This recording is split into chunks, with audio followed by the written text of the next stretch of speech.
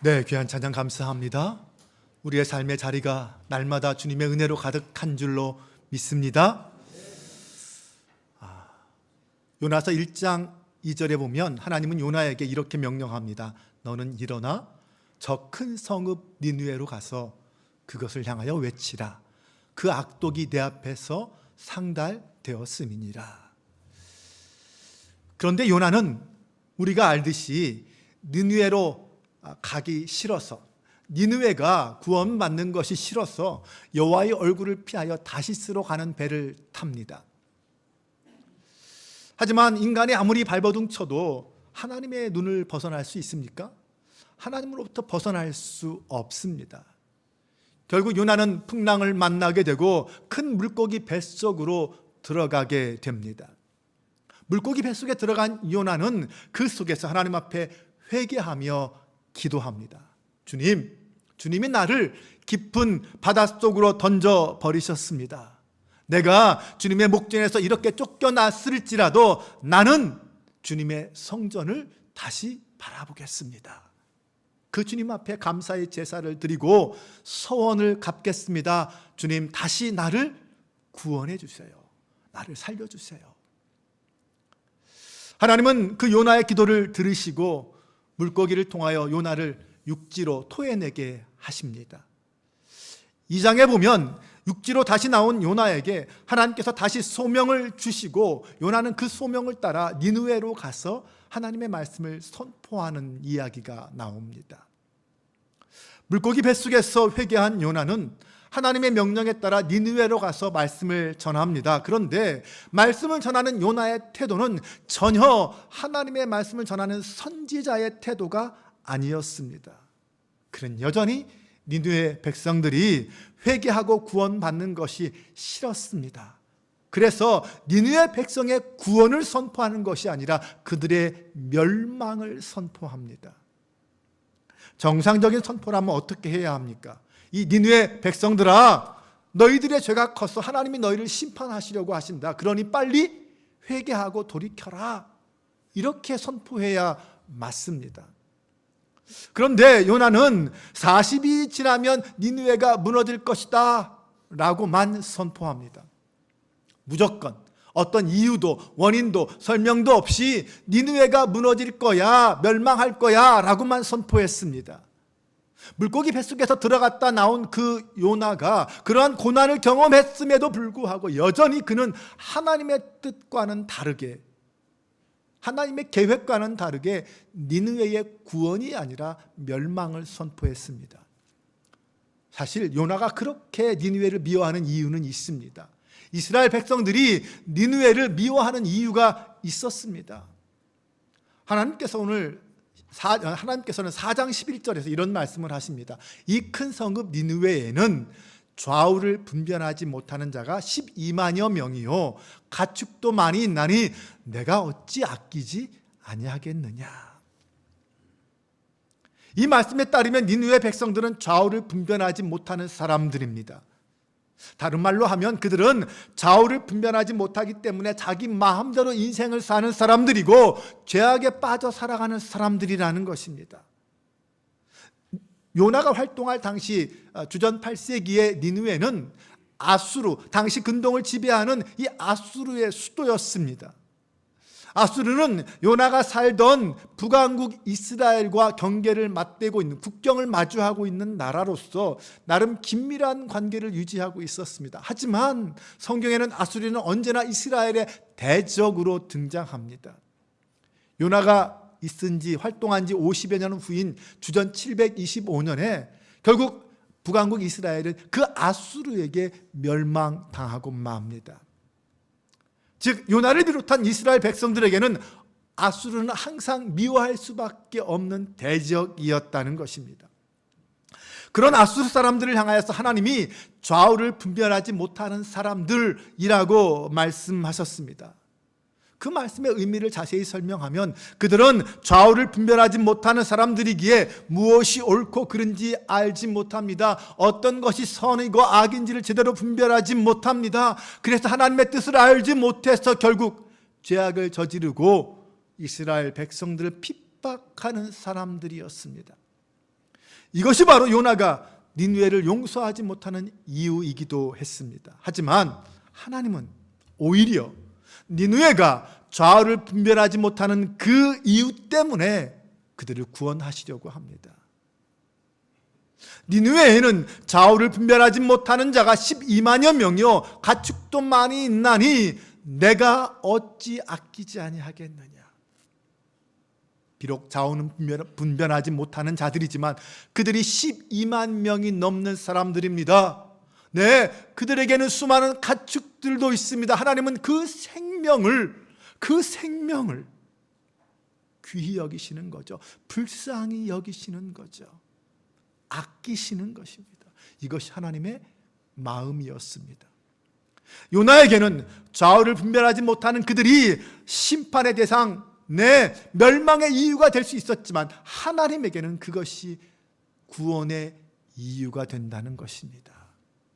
그리고 무엇보다 오늘 우리들이 좌우를 분별하지 못하는 죄인들이었었다는 사실입니다. 오늘 말씀을 통해서 죄인을 향한 하나님의 마음, 하나님의 은혜는 무엇인지 함께 살펴보겠습니다. 먼저 우리 하나님은 포기하지 않으시는 하나님이십니다. 하나님의 말씀에 불순종해서 도망친 요나에게 하나님이 광풍을 보내시고 물고기를 보내셔서 당신의 능력이 어떤지, 당신의 뜻과 의지가 무엇인지를 보여주셨습니다. 뿐만 아니라 물고기 뱃속에서 나온 그 요나에게 당신의 의지가 무엇인지, 어디에 당신의 마음이 있는지 분명하게 확인해 주셨습니다. 오늘 1절 말씀에 보면 여호와의 말씀이 두 번째로 요나에게 임했다라고 말합니다. 이미 1장에서 첫 번째 하나님이 요나에게 당신의 뜻을 보여주셨고 사명을 주셨습니다. 그리고 똑같이 다시 한번 같은 말씀을 반복하여 요나에게 사명을 주셨습니다. 요나의 행동이 어떻든 하나님은 결코 요나를 포기하지 않으시고 니느웨를 포기하지 않으셨다는 것입니다. 다시 한번 요나에게 사명을 감당할 수 있는 기회를 허락해 주셨다는 것이죠. 요나에게 불순종에 대한 어떤 책망을 하시기 전에 먼저 하나님은 사명을 일깨워 주셨습니다. 그리고 그에게 순종을 요구하셨습니다.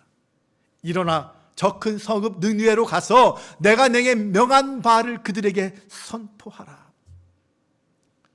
이것은 하나님은 당신의 계획을 반드시 이루시는 분이니 너는 거기에 토달지 말고 순종하라라는 것입니다.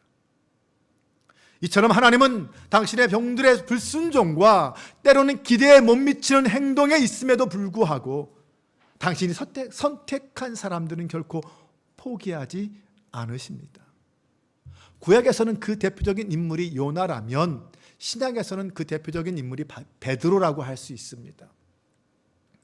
예수님의 수제자였던 그 베드로, 하지만 그는 예수님이 체포당하실 때 어떻게 했습니까?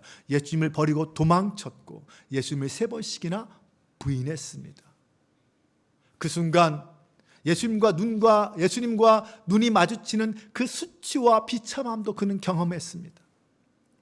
그런데 예수님은 부활하신 이후에 그 베드로를 찾아가셔서 그에게 말씀하시죠. 내 어린 양을 먹이라. 이처럼 예수님께서는 실패한 베드로를 포기하지 않으시고 다시 한번 찾아가셔서 그에게 똑같은 사명을 허락해 주셨습니다. 베드로에게 하셨던 말씀, 7번을 70번까지라도 용서하라 라는 그 말씀처럼 베드로를 용서하신 것입니다. 베드로에게 또 한 번 기회를 주신 것이죠. 마찬가지로 하나님께서는 오늘날 우리를 결코 포기하지 않으신다는 사실을 믿으시기 바랍니다. 요나처럼 하나님 앞에 불순종하고 도망쳐도, 베드로처럼 하나님을 배신하고 부인해도 하나님은 결코 그런 우리조차 포기하지 않으십니다. 실패하고 무너진 우리를 다시 찾아오셔서 다시 한번 소명을 주시고 하나님의 백성으로서 예수님의 제자로서 부르신다라는 사실을 기억하시기 바랍니다. 그리고 끝내는 그 사명을 감당하게 하십니다. 그러므로 여러분, 실패를 두려워하지 마십시오. 아니, 실패했다고 낙심하지 마십시오. 절망하지 마십시오. 사랑과 용서의 하나님께서는 다시 우리를 찾아오시고 우리가 회개하고 돌아서기만 하면 사명을 주시는 줄로 믿으시기 바랍니다. 다시 시작할 수 있습니다.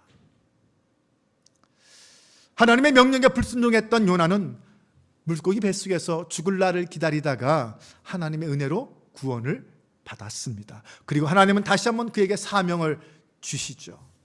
그런데 하나님께서 사명을 줄 사람이 없어서 다시 요나를 불러서 두 번째로 사명을 맡기셨을까요? 하나님은 한 번만 말씀하시고 그가 안 들으면 그냥 내버리고 포기하시는 분이 아니셨습니다. 앞에서 말씀드린 것처럼 사명을 버린 불순종한 사람에게도 두 번째 기회를 허락하여 주셨습니다. 하나님께서는 불순종한 요나가 아니라 다른 사람을 들어서 얼마든지 그 일을 다시 맡기실 수 있으셨습니다. 아니, 요나가 아니어도 하나님 스스로도 충분히 그 모든 것을 감당하고 능히 행하실 만한 능력과 힘이 있으신 분입니다. 그런데 하나님은 불순종한 요나를 붙들고 그에게 다시 한번 기회를 주십니다. 이것이 하나님의 은혜이죠. 하나님의 은총입니다. 이 은총 때문에 오늘 저와 여러분이 이 자리에 앉아 있을 수 있는 것 아닙니까? 하나님이 한 번만 기회를 주셨다면 우린 이 자리에 앉아 있을 사람 한 사람도 없습니다. 그러나 하나님은 또 한 번 찾아가셔서 또 한 번 용서하시고 기회를 주신다는 거죠. 그래서 우리는 다시 하나님 앞에 설 수 있습니다. 여러분, 2024년을 그런 마음으로 우리가 받았으면 좋겠습니다. 하나님이 다시 한번 나에게 기회를 주셨기에 2024년이 내 앞에 있습니다. 그 주신 시간, 그 기회를 알고 그 마음으로 2024년을 살아가는 저와 여러분 되시기를 바랍니다. 요나는 결국 하나님의 말씀대로 일어나서 니느웨로 향합니다. 마침내 순종의 자리로 나아간 거죠. 물론 요나에게는 나름 하나님의 말씀 앞에 불순종할 만한 충분한 이유가 있었을 것입니다. 사실 인간의 이유와 사회는 천지를 만드신 하나님 앞에서 아무런 문제가 되지 않습니다. 우리에게도 하나님의 일을 맡겨주실 때 그것을 거부하고 불평할 만한 충분한 이유와 원인들이 있습니다. 우리 입장에서 보면 나름 타당한 이유입니다. 어쩔 수밖에 없는 이유들이 있어요. 그런데 우리가 가지고 있는 그 수많은 이유와 핑계는 하나님 앞에서 어떻게 받아들여질까요? 순종이 제사보다 낫다고 했습니다. 우리 이 말씀을 기억해야 돼요. 하나님이 가장 기뻐하시는 것은 순종입니다. 하나님은 순종하는 사람을 통하여 당신의 일을 이루신다는 것 알아야 합니다. 요나는 니느웨 성읍에 들어가서 하루 동안 다니면서 40일이 지나면 니느웨가 무너지리라 라고 선포했습니다. 요나가 하나님의 말씀에 순종하여 사명을 잘 감당한 것 같지만 사실은 전혀 그렇지 않았습니다. 니느웨는 큰 성읍이어서 사흘 동안이나 다녀야만 다 다닐 수 있는 성읍이었습니다. 그런데 요나는 하룻길만 다니며 말씀을 선포했습니다. 하나님께 순종한 것처럼 보였지만 사실 요나의 순종은 반쪽짜리 순종이었습니다. 마지못해 억지로 순종의 흉내만 낸 것이죠. 하나님의 명령에 따라 오기는 했지만 그는 니느웨의 운명에는 관심이 없습니다. 아니, 그보다 요나의 마음속엔 니느웨가 하나님의 심판으로 멸망했으면 좋겠다라는 것이 솔직한 마음이었을 것입니다. 그런데 그 요나의 반쪽짜리 순종에도 니느웨를 향한 하나님의 은혜는 막을 수가 없었습니다. 요나의 하루짜리 선포를 들은 그 니느웨 사람들은 어떻게 반응했습니까? 그들은 40일이 지나면 니느웨가 무너지리라 라는 그 요나의 선포에 즉시 반응했습니다. 그들은 요나의 멸망 선포에 하나님의 심판 의지를 읽어내고 긴박하게 움직이기 시작했습니다. 자신들에게 기회가 40일밖에 남지 않았다라고 절망하지 않았습니다. 그들은 니느웨의 멸망을 피할 수 없다, 운명이다 이렇게 생각하지도 않았습니다. 그들은 먼저 전반적인 국가적인 회개 운동을 시작합니다. 지금이라도 신실하게 회개한다면 하나님께서 진노를 거두실 수 있을 거다라는 그 희망을 가지고 회개 운동을 시작했습니다. 금식을 선포하고 높은 사람부터 낮은 사람까지 굵은 베옷을 입었습니다. 금식과 베옷은 회개를 의미합니다. 상징하는 거죠. 그런데 본문에 읽어보면 아주 재미있고 의미 있는 표현이 하나 있습니다. 바로 5절에 니느웨 사람들이 하나님을 믿고라는 표현입니다. 네, 사실 하나님을 믿고라는 표현은 오직 이스라엘 백성들에게만 해당되는 표현입니다. 그런데 이방 민족, 그것도 이스라엘의 대적인 니느웨 사람들에게 그들이 하나님을 믿고라고 표현하고 있습니다. 요나서 1장을 보면 다시스로 가는 배의 그 선원, 이방인 선원들이 폭풍을 일으키고 통제하시는 그 하나님을 보면서 두려워하고 그분 앞에 부르짖어 기도했습니다. 하나님께 부르짖어 기도했죠. 그리고 3장에서는 니느웨 사람들이 심판을 선포하신 하나님을 믿었다라고 말하고 있습니다. 요나서는 구약 성경임에도 불구하고 이방인들의 믿음과 그들의 구원의 가능성을 열어놓고 있습니다. 요나가 원하지 않았고 오히려 막으려 했지만 그럼에도 불구하고 역설적으로 그 이방인들이 하나님을 알게 되었고 하나님을 믿게 되었습니다. 하나님의 구원의 능력을 경험하게 되었습니다. 요나의 멸망 선포와 니느웨 사람들에게 시작된 그 회개 운동이 왕궁에게까지 소문이 났습니다. 니느웨 사람들을 움직였던 요나의 메시지가 왕에게 전해지자 이제 왕이 어떻게 반응했습니까? 6절에서 9절은 이렇게 말합니다. 그 일이 니느웨 왕에게 들림에 왕이 보좌에서 일어나 왕복을 벗고 굵은 베옷을 입고 제 위에 앉으니라. 왕과 그의 대신들이 조서를 내려 니느웨에 선포하여 이르되 사람이나 짐승이나 소떼나 양떼나 아무것도 입에 대지 말지니 곧 먹지도 말 것이요 물도 마시지 말 것이며 사람이든지 짐승이든지 다 굵은 베옷을 입을 것이요 힘써 하나님께 부르짖을 것이며 각기 악한 길과 손으로 행한 강포에서 떠날 것이라. 왕은 왕복을 벗고 굵은 베옷을 입고 제 위에 앉았습니다. 백성들은 베옷만 입었는데 왕은 베옷도 벗고 베옷도 입고 잿더미 위에 앉았습니다. 이 멸망의 선포를 백성들보다 더 심각하고 진지하게 받아들인 것입니다. 보좌에 내려와서 잿더미 위에 앉았다라는 것은 그만큼 하나님 앞에 자신을 내려놓고 겸비한 모습으로 섰다라는 뜻입니다. 그렇게 자신을 낮춘 왕은 모든 백성들에게 조서를 내렸습니다. 금식에 관한 조서를 내렸는데 3개의 금지 명령과 3개의 요청이 들어 있습니다.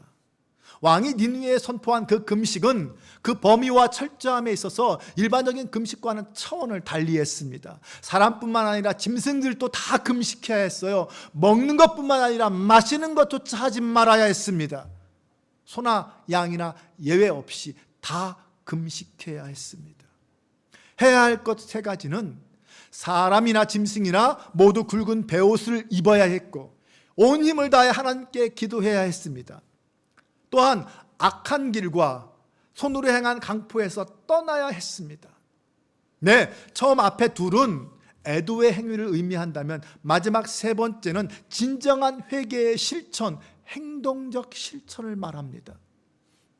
우리의 회개의 행위는 말로만 끝나서는 안 되는 거죠. 직접 몸으로 실천해 보여주어야 합니다. 요나의 선포에는 멸망의 원인에 대한 언급이 없었습니다. 그들이 왜 심판받는지에 대한 설명이 없었어요. 그런데 지금 왕은 니느웨가 왜 심판받는지 알고 있습니다. 그래서 왕은 니느웨 사람들에게 폭행과 악행을 행하지 말라라고 말합니다. 지금까지 니느웨 사람들이 행했던 그 모든 죄악의 모습들이 결국 이 심판을 가져왔다라고 알았습니다. 그들이 행했던 모든 악한 길과 손으로 행하는 모든 강포에서 떠나라 라고 명령합니다. 9절입니다. 하나님이 뜻을 돌이키시고 그 진노를 그치사 우리가 멸망하지 않게 하시리라. 그렇지 않을 줄을 누가 알겠느냐 한지라. 이것이 왕이 조서를 내린 목적이었습니다. 왕은 요나의 선포에서 하나님의 심판의 의지를 보았지만 이것을 되돌릴 수 없는 운명으로 받아들이지 않았습니다. 그 멸망을 결정하신 하나님께서 뜻을 돌이키신다면 우리도 살 수 있다라고 생각한 것이죠. 니느웨의 멸망과 생존이 하나님의 손에 달려 있다는 것을 알았고 그분께 결정을 맡기고 그분을 움직이기 위해서 행동한 것입니다. 하나님을 강제할 수는 없지만 니느웨 사람들이 진정한 회개의 모습을 보인다면 그분께서 뜻을 돌이키실 것이다. 혹시나 그래서 우리가 멸망하지 않을 수 있지 않겠느냐? 이것이 그가 가진 소망이었습니다. 수많은 예언자들이 이스라엘의 왕들에게 기대했던 그 하나님 앞에서의 겸비한 모습을 이방 왕 니느웨 왕이 보여주고 있습니다. 회개하는 자에게 요구하시는 것은 겸손한 마음입니다. 회개의 은혜는 겸손한 자에게 임합니다. 백성들과 왕은 니느웨의 구원을 위해서 적극적으로 하나님 앞에 부르짖어 회개했고 철저하게 돌이켰습니다. 지금 이 니느웨 사람들의 반응과 왕의 반응은 당시 북이스라엘 사람들의 반응과는 전혀 대조를 이룹니다. 요나가 당시 주전 7세기 북왕국 여로보암 2세 때 활동했던 선지자입니다. 동시대에 활동했던 선지자 중에 한 사람이 호세아예요. 호세아서를 읽어보면 당시 북왕국 이스라엘의 영적 상태가 어떠했는지 우리는 잘 알 수 있습니다. 그들이 얼마나 엄청난 죄악과 우상 숭배에 빠져 있었는지 알 수 있습니다. 하나님이 호세아로 하여금 고멜이라는 음란한 여인과 결혼하게 합니다. 그리고 고멜이 계속해서 수없이 호세아의 용서에도 불구하고 음란을 저지르죠. 하나님이 바로 그 고멜이 북이스라엘이다라고 설명해 주십니다. 백성들의 수많은 우상 숭배와 죄악에도 불구하고 하나님은 용서하고 또 용서하셨습니다. 계속해서 용서하셨어요. 그러면 백성들은 어떻게 반응해야 합니까? 하나님은 호세아를 통해서 이렇게 말씀하셨습니다. 나는 인애를 원하고 제사를 원하지 아니하며 번제보다 하나님을 아는 것을 원한다. 이것이 하나님이 원하시는 거예요. 하나님의 마음이었습니다. 하나님을 떠나 우상과 음행하며 왕으로부터 시작해서 모든 지도자 백성들이 다 더러운 악에 빠져 있는 그 이스라엘을 향하여 호세아는 이렇게 말합니다. 이스라엘아, 내 하나님 여호와께로 돌아오라. 내가 불의함으로 말미암아 엎드러졌느니라. 하지만 결국 이스라엘은 하나님께 돌아오지 않았습니다. 선지자의 경고를 무시하고 더욱 악을 행하다가 결국 주전 725년에 아수르에게 멸망당하고 맙니다. 회개한 아수르에게 회개하지 않은 이스라엘이 멸망당했습니다.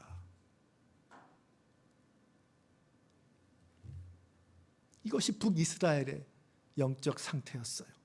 이스라엘은 불법을 행하며 회개를 촉구하는 선지자의 선포를 거부하고 무시했습니다. 그런데 오히려 이스라엘의 대적 아수르는 하룻길밖에 선포하지 않았음에도 불구하고 그들은 즉각 회개했습니다. 과연 하나님 입장에서 볼 때 누가 더 악한 백성입니까? 누가 진짜 하나님의 백성일까요? 우리는 이 니느웨 백성들의 반응을 보면서 그동안 요나가 했던 그 모든 저항과 불순종이 얼마나 부질없는 일이었는지를 알 수 있습니다. 하나님이 이루시고자 하시는 것은 누구도 그 무엇도 막을 수 없습니다. 나아가서 우리는 하나님의 은혜와 구원이 이방인뿐만 아니라 이스라엘뿐만 아니라 이방인에게도 동일하게 적용되는 은혜라는 사실을 알 수 있습니다. 이것이 오늘 이방인인 우리에게 얼마나 큰 위로와 힘이 되는지 모릅니다. 하나님께서는 우리의 작은 순종에도 크게 기뻐하시고 위대한 역사를 이루어 가신다는 사실을 믿으시기 바랍니다. 순종이 하나님의 역사의 시작입니다. 하나님께서는 긍휼이 풍성하신 분입니다. 그리고 하나님의 그 모든 긍휼하심은 회개하는 자에게 임합니다. 사랑의 하나님께서는 죄인들이 회개하고 돌아오기를 마지막까지 기다리십니다. 여러분, 무슨 일이든 즉시 회개하시기 바랍니다. 그러기 위해서 우리는 무엇보다 하나님의 마음이 어떠한지를 알아야 합니다. 무엇이 하나님의 마음인지를 알아야 합니다. 10절입니다. 하나님이 그들이 행한 것 곧 그 악한 길에서 돌이켜 떠난 것을 보시고 하나님이 뜻을 돌이키사 그들에게 내리리라고 말씀하신 재앙을 내리지 아니하시니라. 재앙을 내리지 아니하시니라. 이것이 하나님의 마음이었습니다. 최선을 다하는 왕의 간절한 기대가 결코 수포로 돌아가지 않았습니다. 니느웨 사람들의 진심을 다한 회개는 하나님께 긍정적인 효과로 긍정적인 응답으로 다가왔습니다. 그들이 행한 것을 인정하시고 심판을 행하지 아니하시는 것으로 화답하셨습니다. 그들이 악한 길에서 떠나 돌이키자 하나님은 당신의 심판의 마음을 돌이키셔서 그들을 구원시켜 주셨습니다. 사랑하는 여러분, 우리가 살아가는 매 순간은 하나님께서 주신 순종의 기회입니다. 내 마음대로 순종하려 하지 말고 하나님의 말씀대로 순종하시기 바랍니다. 우리의 작은 순종을 통해서 큰 역사를 기대하시는 그 하나님을 소망하며 오늘도 순종의 자리로 나가는 저와 여러분 되시기를 바랍니다. 순종을 통해 사랑과 긍휼이 넘치는 그 하나님의 은혜의 주인공이 되는 우리 한빛교회 모든 성도들 되시기를 주님의 이름으로 축원합니다. 우리 함께 이 시간 찬양으로 나아가겠습니다. 하나님은 너를 만드신 분, 나를 가장 많이 잘 알고 계시고 나를 지으시고 나를 부르신 분, 그분께 믿음을 고백하며 나아가길 원합니다.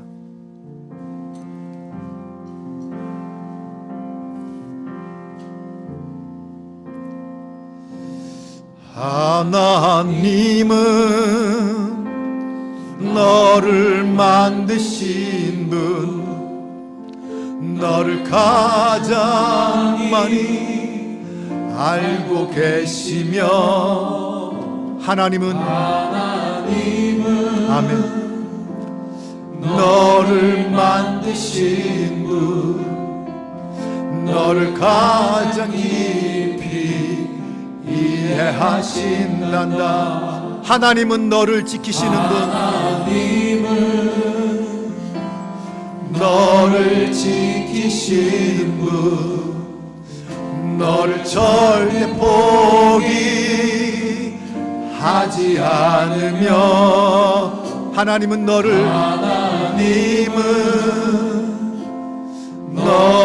지키시는 분, 너를 쉬지 않고 지켜보신단다. 그의 생각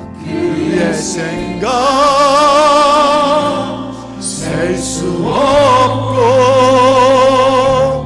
그의 자비 무궁하며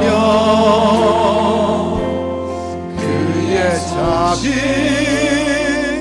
날마다 새롭고 그의 사랑 끝이 없단다. 하나님은 너를 원하시는 분, 하나님은 너를 원하시는 분, 이 세상 그 누구보다 하나님은 너를 원하시는 분, 너와 같이 있고 싶어 하신단다. 하나님은 너를 인도하시는 분, 하나님은 너를 인도하는 분, 광야에서도 폭풍 중에도 하나님은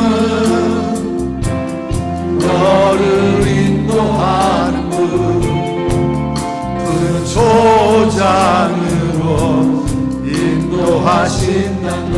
아멘. 그의 생각 셀 수 없고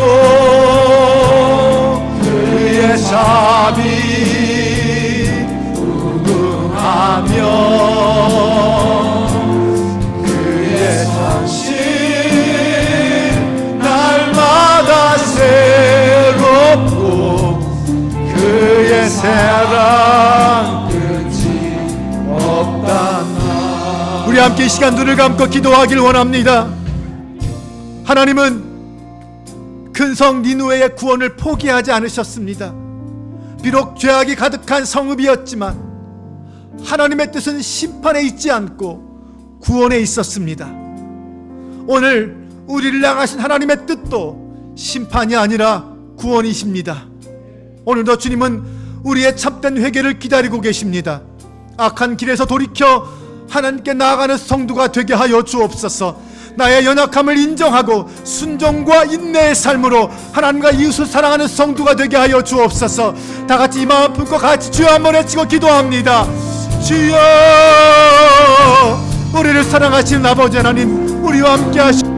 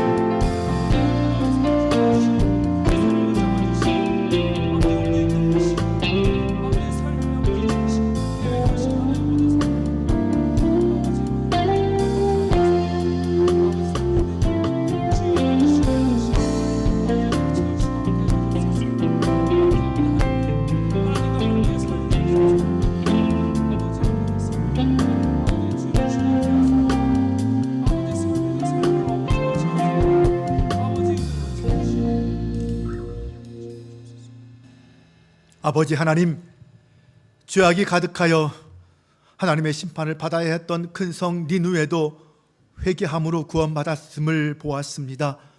오늘 우리의 삶도 하나님 앞에 참된 회개를 통하여 구원받는 주님의 삶이, 주님의 자녀의 삶이 되기를 소망합니다. 우리를 긍휼히 여겨 주옵소서. 무엇보다 우리 마음 중심에 하나님만으로 가득하게 하시고 세상의 악한 욕심을 버리고 하늘의 소망으로 채우는 저희가 되게 하옵소서.